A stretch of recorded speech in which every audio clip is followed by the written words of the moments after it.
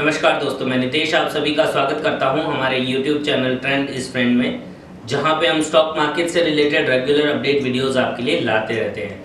आज के वीडियो में हम टाटा ग्रुप की एक company Tata Teleservices Maharashtra limited के क्वार्टर 4 के रिजल्ट्स को डिस्कस करने वाले हैं, तो वीडियो में बने रहिएगा। कंपनी की तरफ से प्रॉफिट हुए हैं, लॉसेज हुए हैं, या लॉसेज हुए हैं तो कितने हुए हैं, उन्हें हम कंटिन्यू डिस्कस करने वाले हैं और कंप्लीट डिस्कशन वीडियो में किया जाएगा।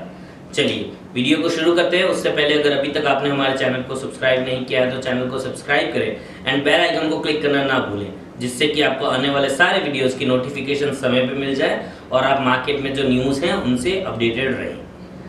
अगर अभी तक आपके पास कोई भी डीमैट अकाउंट नहीं है तो अपस्टॉक्स आपके लिए एक अच्छा ऑप्शन हो सकता है। अपस्टॉक्स एक ट्रस्टेबल एप्लीकेशन है बिकॉज मिस्टर रतन टाटा जी के द्वारा फ्रंटेड कंपनी है एंड इसी के साथ साथ इनका अकाउंट ओपनिंग का कोई भी चार्ज नहीं है। अकाउंट ओपनिंग प्रोसेस काफ़ी सिंपल है और अगर आप इनके थ्रू किसी भी इक्विटी या फिर गोल्ड या फिर म्यूचुअल फंड में इन्वेस्ट करते हैं तो इनके द्वारा कोई भी कमीशन आपसे नहीं लिया जाता है। तो अगर आप अकाउंट ओपन करना चाहते हैं तो डिस्क्रिप्शन में लिंक अवेलेबल है जहां से आप अकाउंट ओपन कर सकते हैं। एप्लीकेशन का जो इंटरफेस इन्होंने बनाया है वो काफ़ी यूज़र फ्रेंडली है। मैं खुद पर्सनली यूज़ करता हूं, तो आपको इसे यूज़ करने में भी कोई परेशानी नहीं आएगी। चलिए वीडियो को कंटिन्यू करते हैं। रेवेन्यू में बात कर लेते हैं। कंपनी के द्वारा जो रेवेन्यू दिखाया गया है आपको स्क्रीन पे दिख रहा होगा। अगर आप स्क्रीन पे देखेंगे तो रेवेन्यू में अगर आप सिक्वेंशियली देखेंगे, यानी कि क्वार्टर 3 से क्वार्टर 4 के अंदर देखेंगे तो 5% से डिप हुआ है, यानी कि रेवेन्यू में गिरावट आई है 5% से क्वार्टर सिक्वेंशियली। अगर मैं क्वार्टर ऑन क्वार्टर यानी कि पिछले क्वार्टर को इस क्वार्टर के Q4 के साथ इस फाइनेंशियल ईयर के Q4 को पिछले फाइनेंशियल ईयर के Q4 के साथ अगर मैं कंपेयर करने जाता हूं तो 2% से रेवेन्यू में उछाल आया है, 2% रेवेन्यू में ग्रोथ देखी गई है, which is not a very impressive number actually. और अगर यहाँ per year on year comparison किया जाए तो ओवरऑल फाइनेंशियल ईयर में 3% से रेवेन्यू में गिरावट आई है, 3% से रेवेन्यू डाउन हुआ है। यानी कि रेवेन्यू के पर्सपेक्टिव से अगर देखा जाए तो कंपनी अच्छा परफॉर्म नहीं कर पाई है क्योंकि रेवेन्यूज उनके डाउन हुए हैं। क्वार्टर ऑन क्वार्टर भी रेवेन्यूज इतने कुछ खास इंप्रेसिव नहीं रहे। अगर एक्सपेंसेस को लेके बात करते हैं तो एक्सपेंसेस काफ़ी अच्छे से मैनेज किए कंपनी ने। अगर मैं सिक्वेंशियली बात करूं तो कंपनी के एक्सपेंसेस 6% से डाउन है, विच इज़ रियली गुड। एंड अगर क्वार्टर ऑन क्वार्टर बात करूं यानी कि इसी फाइनेंशियल ईयर के Q4 को पिछले फाइनेंशियल ईयर के Q4 के साथ अगर मैं कंपेयर करता हूं तो वहां पर सिर्फ 0.24 करोड़ से जो एक्सपेंसेस है वो डाउन है, लेकिन बढ़े नहीं है, वो डाउन ही है। एंड अगर ईयर ऑन ईयर बात करूं तो 15% से एक्सपेंसेस डाउन है। चलिए एबिटा मार्जिन की बात कर लेते हैं। एबिटा मार्जिन में भी कंपनी ने काफ़ी अच्छी ग्रोथ दिखाई है। ईयर ऑन ईयर बात कर लेते हैं, पहले सिक्वेंशियली बात कर लेते हैं तो सिक्वेंशियली 3% से डाउन है EBITDA margin, which is not a good sign. But अगर आप क्वार्टर ऑन क्वार्टर देखेंगे यानी कि इस फाइनेंशियल ईयर की Q4 को पिछले फाइनेंशियल ईयर की Q4 के साथ अगर आप कंपेयर करते हैं तो वहां पर एबिटा मार्जिन 5% से अप है। एंड अगर ईयर ऑन ईयर देखा जाए तो 16% से एबिटा मार्जिन में ग्रोथ आई है। एबिटा मार्जिन में ग्रोथ आना कंपनी की प्रॉफिटेबिलिटी को काफ़ी इम्पैक्ट करता है, काफ़ी पॉजिटिव इम्पैक्ट करता है। एंड ये बहुत अच्छी बात है कि कंपनी के एबिटा मार्जिन में ग्रोथ आई है। अगर मैं पीबीटी की बात करूं, एक्चुअली इस केस में पीबीटी नहीं, ये एक तरीके से एलबीटी है, लॉस बिफोर टैक्सेस, क्योंकि कंपनी लॉस में है इस बार भी। तो अगर लॉसेस की बात करूं तो सिक्वेंशियली जो लॉस है वो 3% से मतलब कम हुए। एक्चुअली पिछले क्वार्टर के अंदर जो लॉस था वो था 297.95 करोड़ का, बट इस क्वार्टर के अंदर ये 288.29 करोड़ का लॉस है, यानी कि लॉसेस में कमी आई है सिक्वेंशियली। अगर मैं क्वार्टर ऑन क्वार्टर लॉसेस की बात करूं तो पिछले फाइनेंशियल ईयर की Q4 के अंदर जो लॉसेस थे वो 873.96 करोड़ के थे, बट इस साल वो इस फाइनेंशियल ईयर की Q4 के अंदर जो लॉसेस है वो 288.29 करोड़ है। यानी कि पिछले फाइनेंशियल ईयर के अंदर जो लॉसेस थे वो काफ़ी ज़्यादा थे इन कंपैरेटिवली इस ईयर, यानी कि कंपनी के लॉसेस कम हुए हैं। माना कि company at the end loss में है, बट लॉसेस का जो नंबर है वो कम हुआ है कंपनी का। एक इन अ वे ये एक अच्छी बात है, बट अभी भी कंपनी को काफ़ी ग्रोथ करने की ज़रूरत है। ये कंपनी के फाइनेंशियल्स दिखा रहे हैं। अगर मैं ईयर ऑन ईयर बात करूं तो पिछले साल फाइनेंशियल ईयर में जो ओवरऑल ईयर के जो लॉसेस थे वो थे 3714.11 करोड़, बट इस फाइनेंशियल ईयर के ओवरऑल जो लॉसेस है वो है 1996.69 करोड़, यानी कि जो लॉसेज हैं वो 46% से कम हुए हैं, which is really good thing, but still company has to do a lot.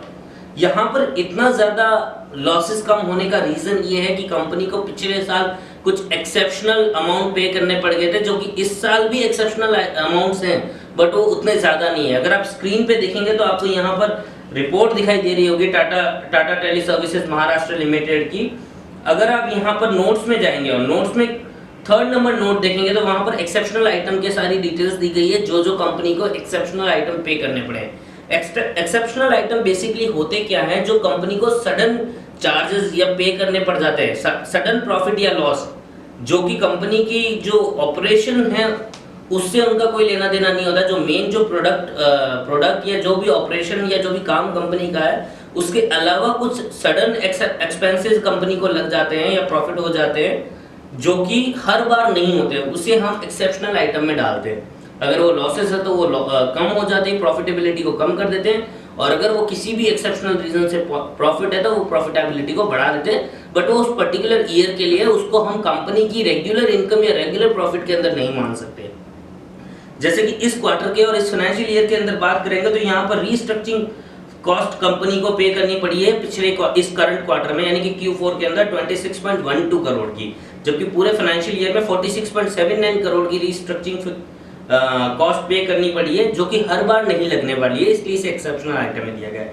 इसके अलावा भी अगर आप देखेंगे तो एक इनका रिकवरेबल अमाउंट था CMB एसेट्स का 2019 को लेकर के, तब से एक रिकवरेबल अमाउंट था, जो कि इस बार इन्होंने लॉस में दिखाया है, क्योंकि उन्होंने जो सेल किया है वो लॉस में सेल करने के कारण 184.47 करोड़ का लॉसेस यहाँ पर दिखाया गया है।